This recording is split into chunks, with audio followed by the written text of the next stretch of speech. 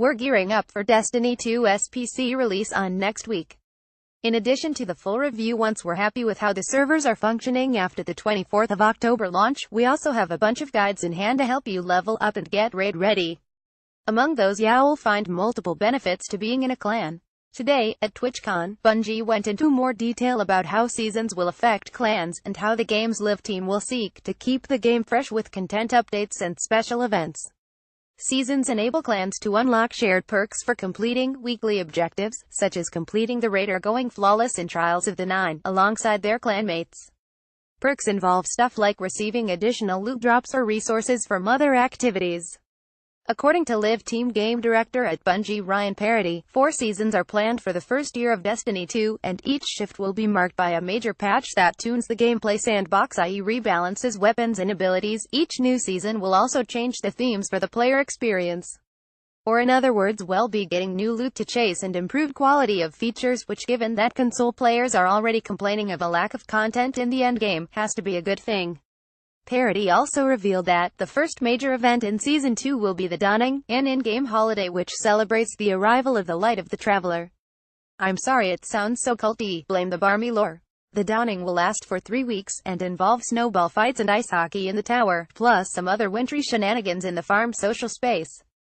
Lest you worry, it's entirely cosmetic. There will also be snowballs out in the game world, which will apparently do actual damage. More promisingly, there will be a bespoke set of the Dawning gear to collect if it's anything like previous events in Destiny 1. These will be earned from the Bright Engrams, which can only be acquired by leveling up or paid for with silver at the Eververse microtransaction store. Parody also talked about the reception to the recent Iron Banner PvP event, which console players experienced a couple of weeks ago.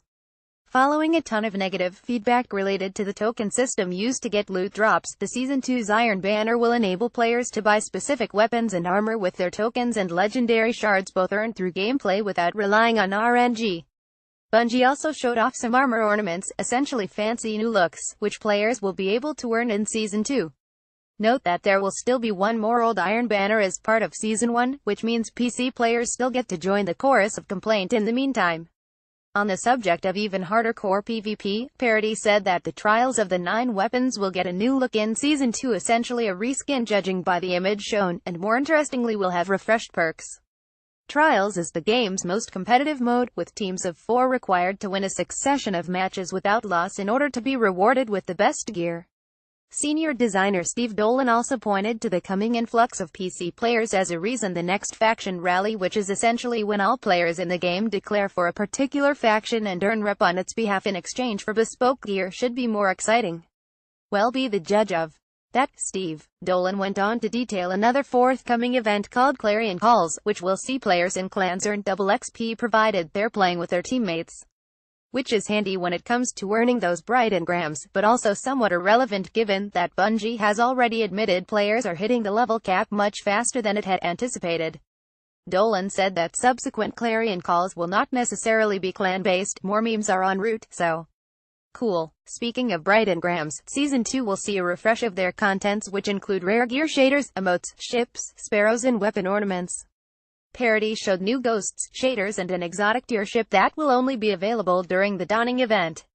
And though that looked very nice, kinda like a snow angel, as community manager David Dejdeg noted, it was about this point in the panel that I started to really feel the absence of more substantive announcements about how the endgame will be shored up beyond chasing for new cosmetics. Parody did confirm that Season 2 will bring at least a single new PvP map. He didn't confirm what it might be, but it sounded like it might be an update of a popular one from the original game, as recently happened with the addition of Distant Shores, which was based on Shores of Time. As for weapon balance, Deej assured the crowd that weapons which are currently seeing excessive amounts of play might a multi-tool are currently being looked at. Perhaps the most crucial piece of information, when Season 2 actually starts, was oddly absent from the presentation, though it will clearly be after November, as Bungie is planning further streams in that month to explain the changes in greater depth. Having watched the panel, I was left slightly unclear as to whether the base guns available in the game will also be having their perks refreshed, which I think would provide a big reason to come back. I'm also not clear how many weapons will be added to the pool once the season switch is over. I've reached out to Bungie for clarification on these points.